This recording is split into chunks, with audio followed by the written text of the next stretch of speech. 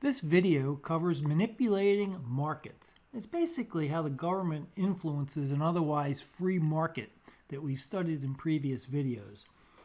And the way governments manipulate markets are through price ceilings, and an excellent example of a price ceiling is rent control. We'll look at price floors, which are example, and really good example is minimum wage is a price floor. And then we'll look at quotas. And quotas affect quantity, and the other two, price ceilings and price floors, obviously affect prices. So we'll look at with controls on prices and controls on quantity. In a previous video, we introduced the concept of market efficiency via consumer and producer surplus, and we'll use that framework here to analyze the pros and cons of manipulating markets, the government manipulation of markets. Let's begin market manipulation with first a review of what we've learned in previous videos. And we looked at market efficiency in previous videos. We had a free market as such. And we had an equilibrium, price equilibrium, call it PE, call quantity equilibrium. And what we had here was, given the willingness of people to buy at given prices and firms to sell at given prices, the free market determines an equilibrium price and quantity. Okay? It is based on the willingness to supply and a willingness to buy, set this equilibrium price in a free market. And when we did that, we maximized total surplus, which is what we mean by market efficiency, how much total surplus we get, which is consumer surplus plus producer surplus. And if you remember, we had upper portion here to be consumer surplus and the lower portion producer surplus. This consumer surplus basically says, look, at this equilibrium price in the market, these consumers that are willing to pay, for example, a really high price here, get this benefit of, say, a price that's $10 versus a price that's $5 in the market. They're willing to pay $10, so they get $5 per unit of gain from consumer which is called consumer surplus. This person may want to only spend $7, and they're going to get $2 in consumer surplus. This whole area would be consumer surplus because consumers are willing, these particular consumers here are willing to pay more than the equilibrium price of $5. And conversely, with producers, these producers are willing to sell at low prices, lower than what the market price is. So you might have a producer, for example, that wants to sell at $3, but the market price is $5. They're going to gain producer surplus. They're getting $2 more than what they're willing to sell it for. And the sum of consumer and producer surplus, this whole area here, is basically the welfare to society. And free markets, as we saw, maximize this area. So we established that we really want to have free markets because given the willingness to buy and the willingness to sell, this maximizes the value to society. So now with this in mind, let's move on to a price ceiling. So let's just jump in graphically to what a price ceiling looks like. Graphically. Draw it nice and big. Here we got it. Here we got supply and demand. Start off with an equilibrium price. That's where we start in equilibrium. And now what happens is we're going to put a ceiling on prices. And as I said in the introduction, an excellent example of this is rent control. In cities, like New York City's had rent control in some form for decades and decades. It got very much accelerated after World War II when people came back from the war and housing prices started to increase significantly, rentals started to increase significantly. And so the city imposed rent control, and it still exists today. I mean, in fact, back a long time ago was living in New York City, and I was subject to I was paying, I was renting an apartment based on rent control. So my rent was low compared to other people. And it helped me out because when I started out, I was, I was just starting right out of college. It made it affordable for me. It would have been very hard for me to live in the city without that control on the price of rental. So we'll talk about the pluses and minuses of it, but first let's actually get to what it looks like and how to calculate, how to analyze it. So a price ceiling means basically, and I'm going to put this in blue, hopefully you can see it. Price ceiling looks something like this. So we'll call it PC. Okay, and a price ceiling kind of looks like a floor because it's below the normal equilibrium price. I'll call it E that we have, and it sets a floor that you can't go, or a ceiling that you can't go above. And what happens is you end up with demand exceeding the supply, and so you end up with a shortage when this happens. Okay, at that at this ceiling price. And so what happens is you can notice that the quantity that's normally transacted, QE, is reduced, and the actual quantity that's transacted is this point right here. So what happens is that's the quantity that's produced. It's not here. The quantity produced is here. And so what happens is we end up with this, we end up truncating or losing this area of surplus, total surplus. And so that's called a deadweight loss. And the deadweight loss comes about by a loss in transactions that would normally happen compared to an efficient free market. And so what you see here is, let's look at it a little more closely. Let's see, I'll get my marker out here. Let's get black. Normally, we have producer and consumer surplus. We have consumer surplus and producer surplus. Okay, we have consumer surplus here in this triangle and producer surplus in this triangle. But what's happened is with this price coming down from this equilibrium price in the free markets, the price comes down.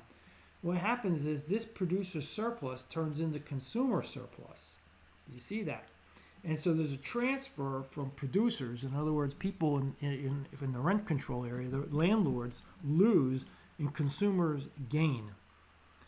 Okay, in this instance, and they gain in a sense that if you do get an apartment, you're going to gain because you're going to get a lower price, and that's what happened to me. You get a lower rental. But there's going to be people who were willing, all else being equal. These guys right here, see right here? These people were willing to pay rentals that were above market equilibrium, free market equilibrium.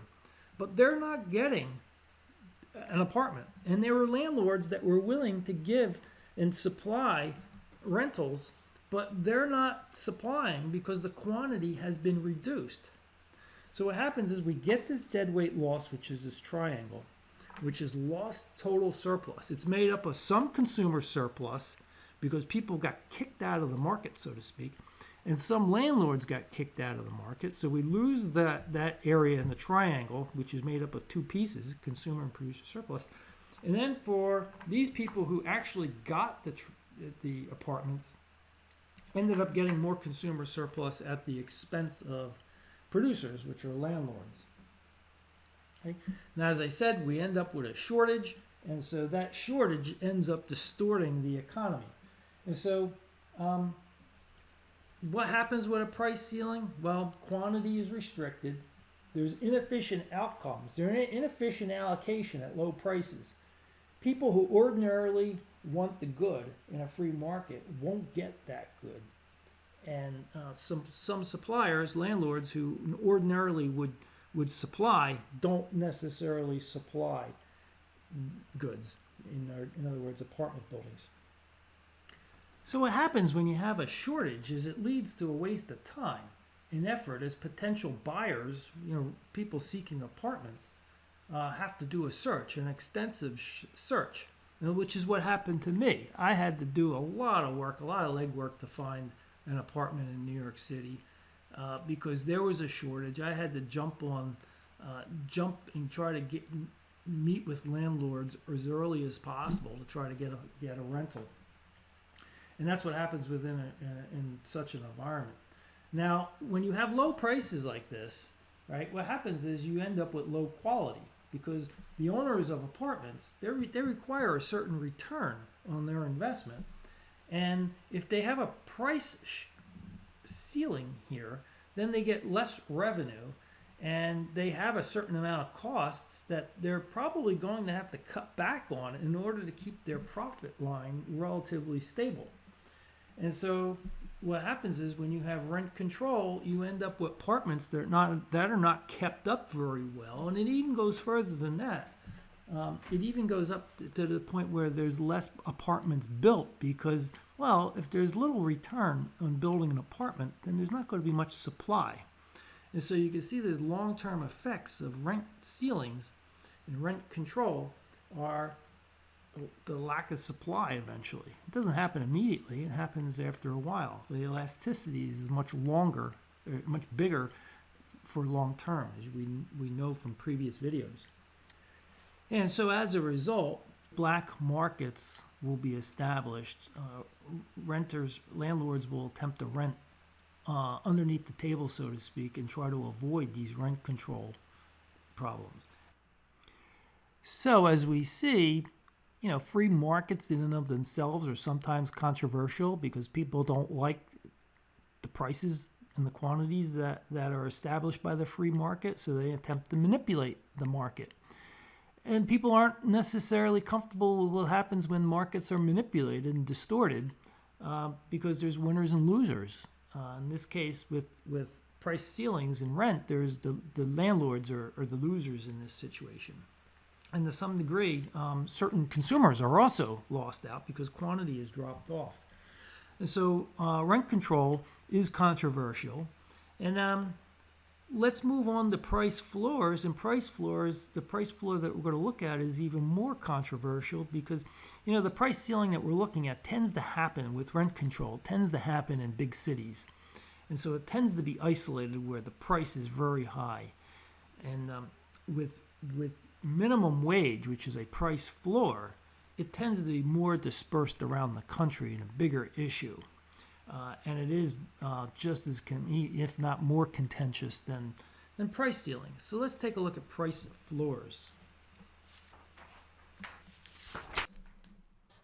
A floor. Let's draw it out.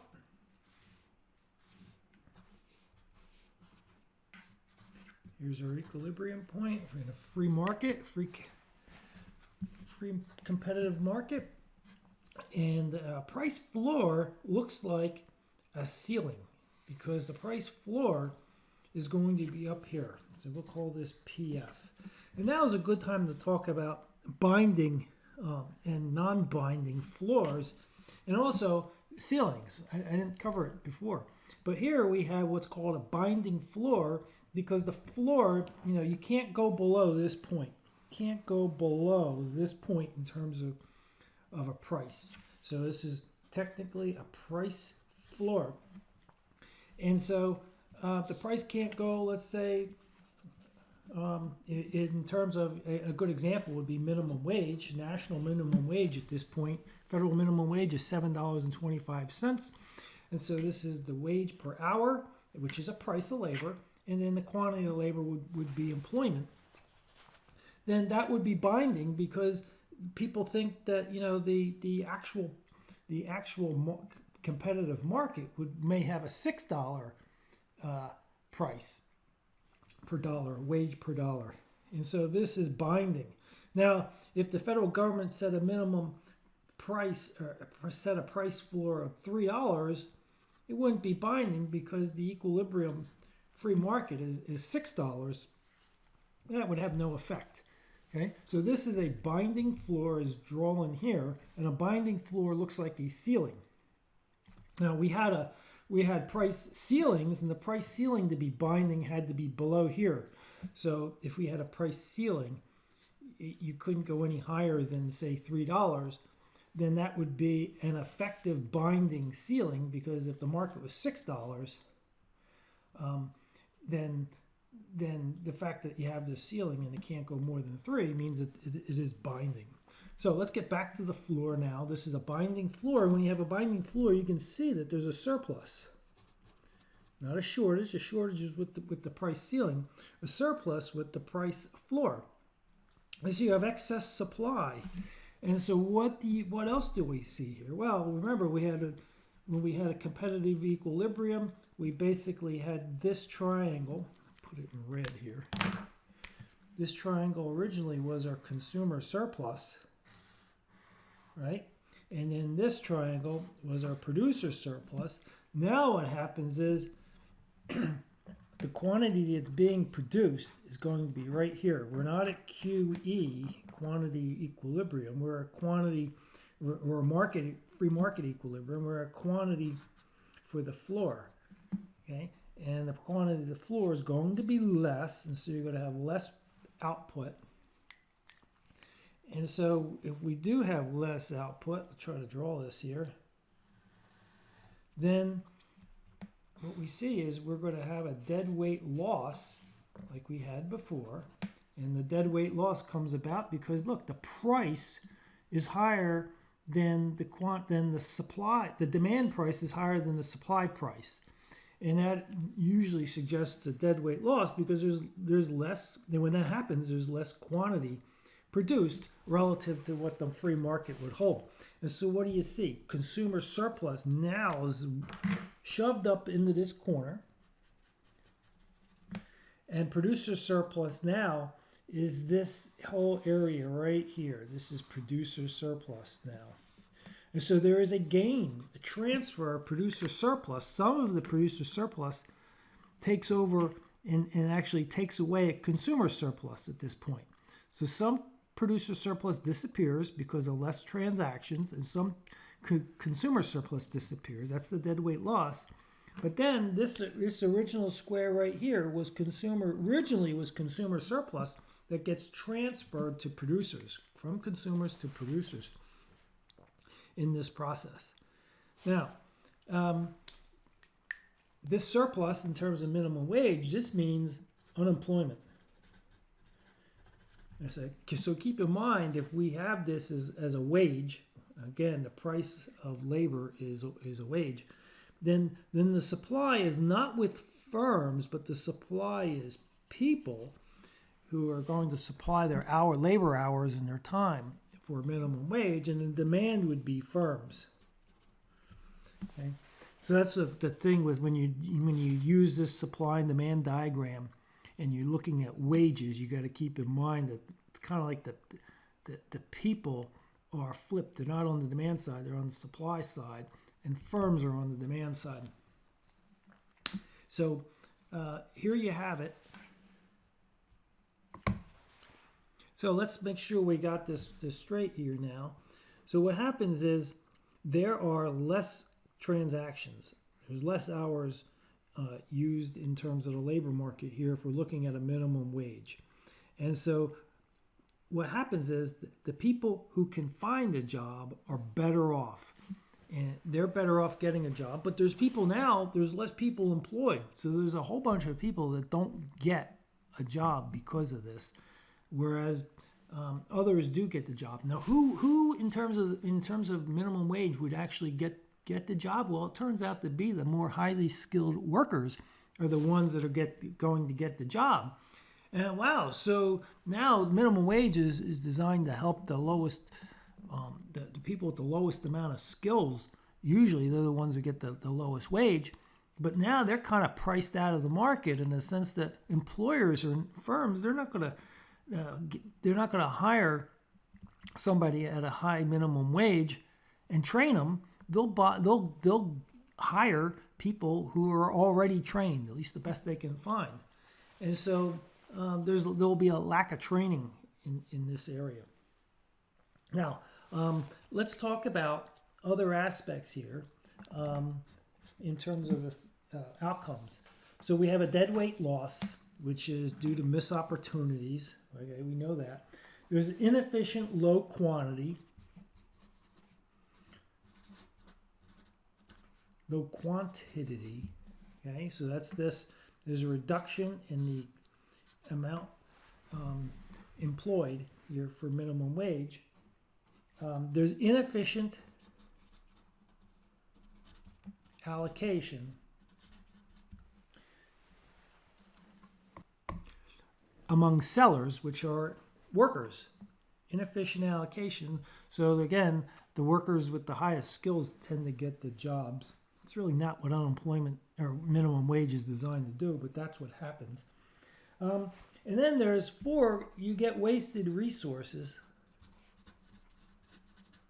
Now, not so much with the minimum wage, although you probably could somehow argue there might be, but there's also other floors that the government imposes in the world, and that's in the economy, and one of them happens to be milk floor, price floors on milk per gallon. And what happens is there's a price floor on milk so that the floor doesn't go too low, and what that does is it creates a surplus of milk. You have a surplus of farmers producing milk because the price is artificially high. And so what do you do with that surplus? Well, the government buys that surplus milk, turns it into cheddar cheese, and then gives it away to various organizations and people in various programs.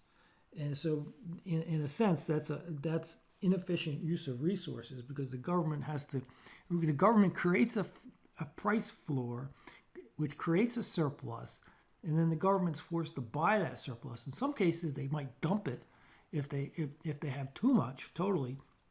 In other cases, they'll transform it into cheddar cheese and use it elsewhere.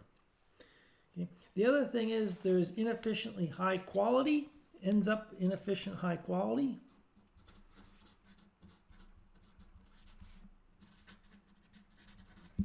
And that's just another angle of looking at higher skilled workers are most likely to get the jobs. And then 6, there'll be illegal activity.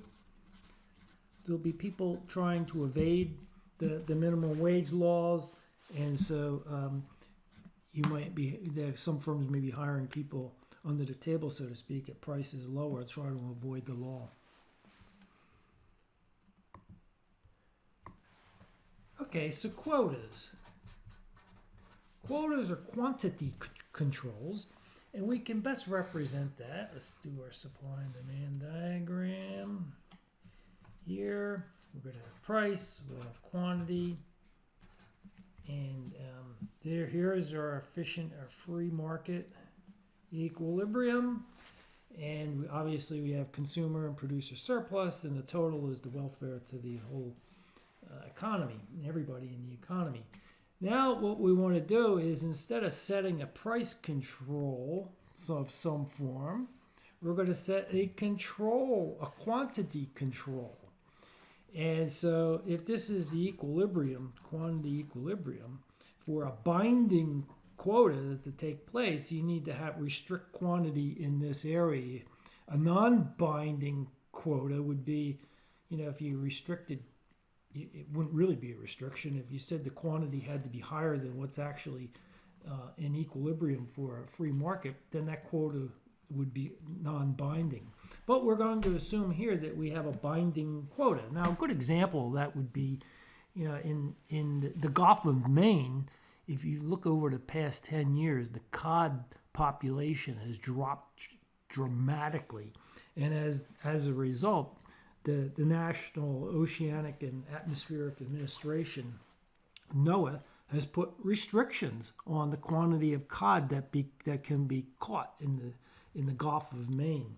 And so that's basically a quota. So when you have licenses that set a certain quantity of an item, then you have quotas. Hunting licenses, fishing licenses. And I'm talking mainly on a commercial basis now for fishing licenses. They're going to have implications. So let's look at what these implications are.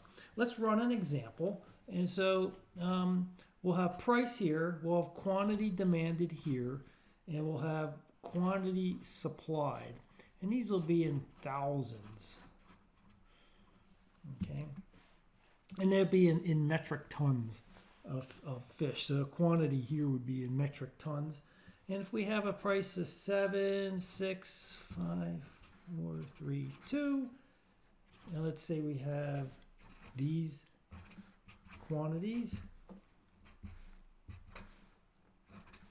it's 9, 8, 7, 6.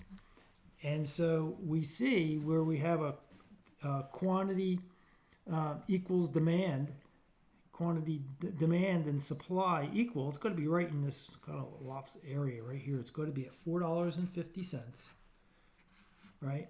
And it's going to be about 8.5 thousand million tons. And so here we're going to have 8.5 thousand. Okay, so 8.5 thousand will be the quantity, and the price will be $4.50 a pound on a wholesale level. Let's just call this a wholesale level. And now we want to see what happens if we say that there's a quota of 7. Okay, the quantity is 7. So we go from 8 here to 7,000. And so what does that mean? Well, at 7,000 we got demand and we got supply here. And so what you see is that there's going to be a wedge between the price that's associated with quantity demanded and the price associated with the quantity supplied. And we're going to have a price here of $3 and a price here of $6. And what do you see? So now what do you see here? You basically see, if I can get this in blue, we effectively have a supply curve here. So this is what producers are willing to supply, fishermen are willing to supply here. This is what consumers are willing to pay. Okay, the market doesn't go all the way to equilibrium. It stops here. And effectively, the supply curve kind of goes up like this. Think of it as a very inelastic supply curve. But this, as you guessed, is deadweight loss, because those are transactions that missed opportunities that did not take place. And so what do you see here? Consumer surplus now is restricted up to this corner, whereas before it was anything above this pen line. Now consumer surplus is only right above my pen now.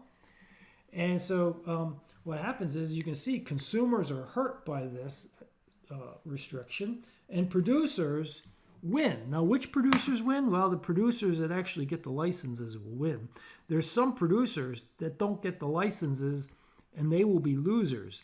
So there's a transformation here. Some of the consumer surplus goes to certain producers, and some producers are not going to do very well because of the quota. They're going to be out of business, so to speak. Okay, so now let's look closely at what this is. Sometimes at this difference in price. This difference in price, which is $3. It's a $3, we'll call it wedge. It's a difference between the price demanded and the quantity and the price supplied. It's a $3 wedge.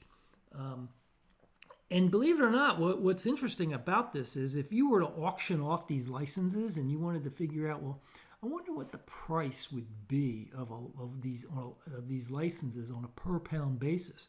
Well, it turns out that the fishermen, if they were to bid in an auction for the right to fish, they would end up paying $3 a pound for that license to be able to fish.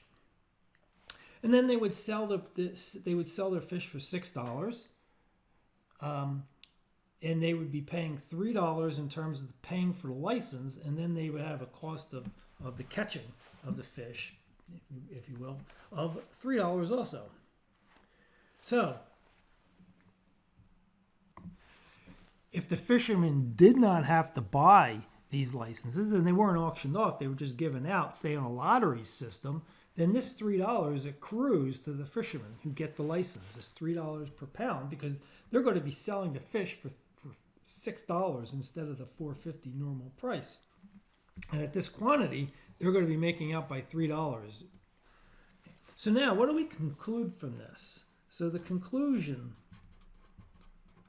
of a quota, which is a quantity control, is one, there's misallocation, especially amongst the producers, because some people will get the licenses and some won't.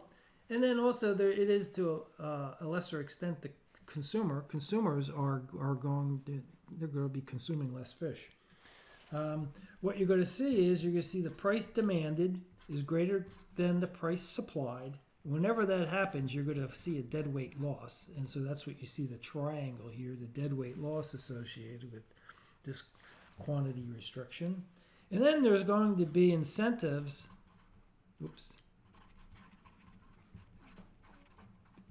to evade the law, the limits.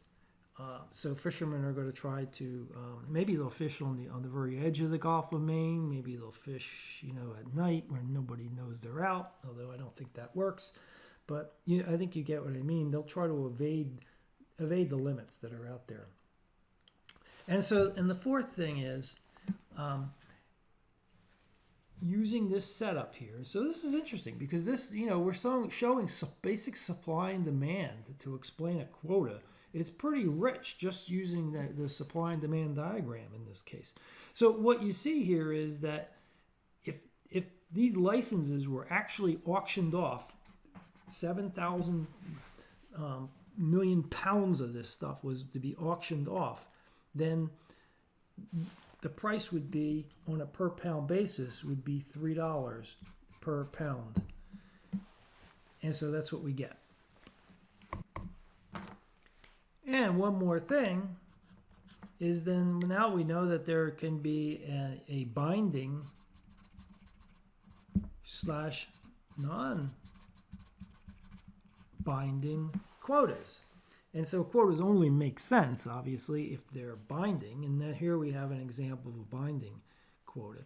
If you run into a non-binding quota, then you just resort back to the free market analysis that we did before, where you look at equilibrium right at this point. So that concludes price controls and quantity controls.